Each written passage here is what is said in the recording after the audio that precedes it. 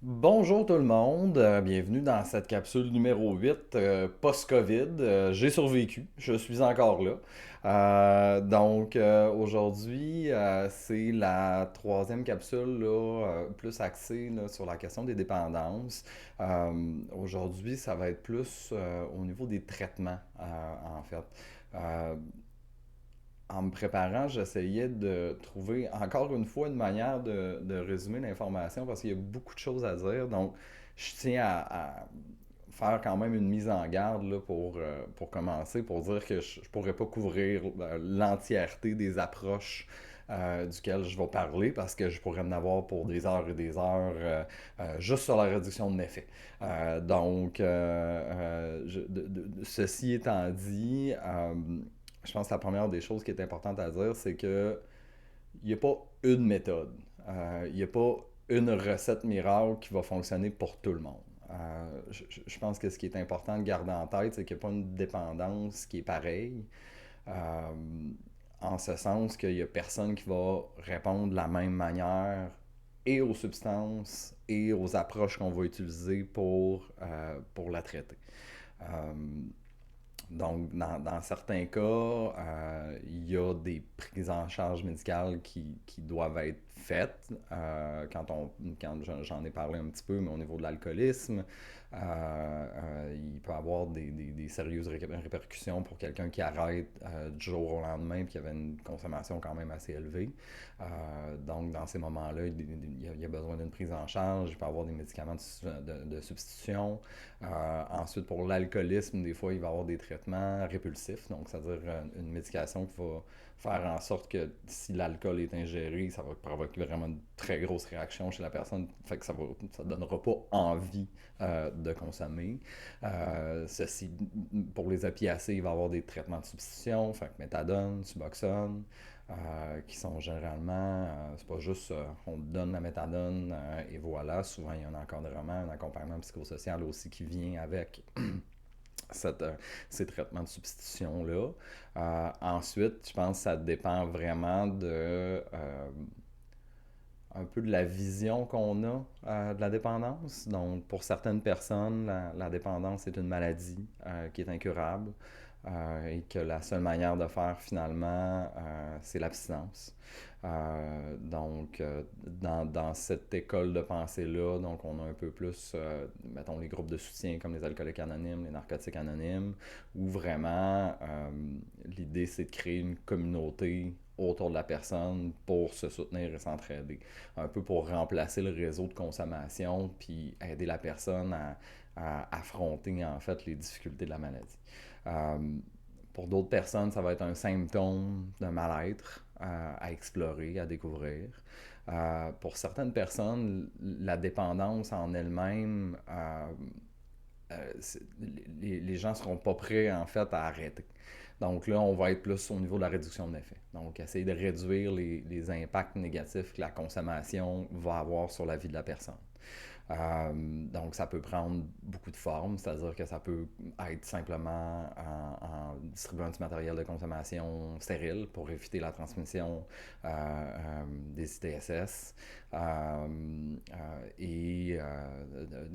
ou tout simplement d'essayer de mettre en place des stratégies avec la personne pour, bon, si la personne s'injecte, de faire de la prévention pour s'assurer qu'elle ne s'injecte pas toujours à la même place, pour qu'elle s'injecte dans les zones qui sont sécuritaires. Pour bon, d'observer en fait la méthode de consommation puis de voir comment on peut faire pour réduire les risques finalement. Après ça, comme je disais, ça dépend toujours du degré de consommation. Donc pour certaines personnes, ça va nécessiter une thérapie en centre fermé. Donc il peut y avoir une désintox de 21 à 28 jours et ensuite une thérapie qui est sur plusieurs mois. Il peut y avoir des thérapies avec un suivi à l'externe, donc ça ne sera pas nécessairement une thérapie fermée où la personne va devoir de rester là pendant des mois. Ça peut juste être des rencontres récurrentes. Je pense au Centre de réadaptation en dépendance de Montréal qui offre des services similaires. Il va y avoir d'approche de groupe. Il peut y avoir, bon, évidemment, au niveau des services privés, des des psychologues, des éducateurs spécialisés qui peuvent faire de l'accompagnement avec ça, des psychoéducateurs, les gens en passent. Là. Donc, il y a différentes approches. Je pense que, encore une fois, la clé, c'est d'abord et avant tout d'être capable de déterminer, OK, c'est quoi mon objectif? Qu'est-ce que j'ai envie de faire? Est-ce que je veux complètement arrêter? Mon niveau de dépendance, il est où? Et puis par la suite, en fait, c'est de trouver la bonne approche puis le bon professionnel. Donc, à certains moments donnés, ça va prendre plusieurs tentatives parce que la personne ne sera pas nécessairement prête à faire un arrêt. Donc, de maintenir l'arrêt de conso va être plus difficile. Puis pour d'autres, ils vont réussir du jour au lendemain se dire non, moi j'arrête, je coupe, puis ils vont être capables d'être abstinents pendant des années. Ils vont réussir à se mettre un réseau de support, à changer leurs habitudes de vie, puis après un certain moment donné, dire, bon, mettons quelqu'un qui boit, de dire, va être abstinent pendant plusieurs années, puis après ça, ben, il va boire à l'occasion. Donc, il y a des gens qui sont en mesure de faire ça. Euh, Moi, d'un point de vue d'intervention, quand j'accompagne quelqu'un sur des questions de consommation de dépendance, euh, souvent la première des choses qu'on va faire, c'est évaluer le degré, évaluer les habitudes de vie, puis voir en fait c'est quoi l'objectif de la personne finalement.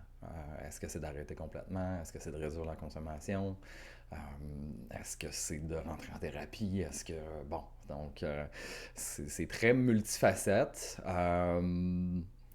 Évidemment, je pourrais en dire beaucoup plus à beaucoup de niveaux sur la question. Donc, si jamais vous désirez des informations plus spécifiques par rapport à une approche, comme la réduction de méfaits, les groupes, les centres de thérapie, n'hésitez pas, laissez-moi le savoir, puis je pourrais faire une capsule plus spécifique justement sur une approche. Je pense que ce qu'il faut garder en tête au niveau du traitement, c'est que ça dépend de la dépendance. Ça dépend de la substance, ça dépend de la personne, ça dépend de où la personne est rendue par rapport à ça. Donc, il y a beaucoup de questions à poser quand on arrive au point à se dire, OK, c'est assez, je veux arrêter, comment je fais? Première des choses, c'est de prendre contact avec quelqu'un qui peut vous accompagner. Donc, tout dépendamment des moyens que vous avez, ça peut être, vous pouvez me contacter, ça va me faire plaisir.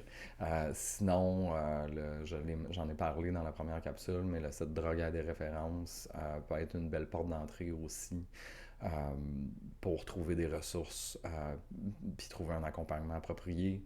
Je l'ai dit aussi, les CLSC, les CIUS, peu importe comment c'est rendu, ça s'appelle, c'est aussi une porte d'entrée au niveau des dépendances. Donc, n'hésitez pas.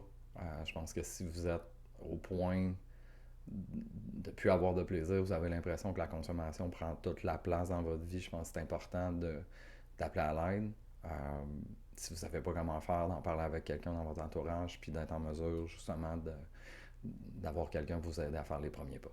Donc, ceci étant dit, merci beaucoup de la suggestion à la personne qui m'a proposé là, de parler au niveau des dépendances. Donc, si jamais vous avez des idées de thématiques, n'hésitez pas à m'envoyer un message. Si vous voulez des spécifications, vous pouvez commenter.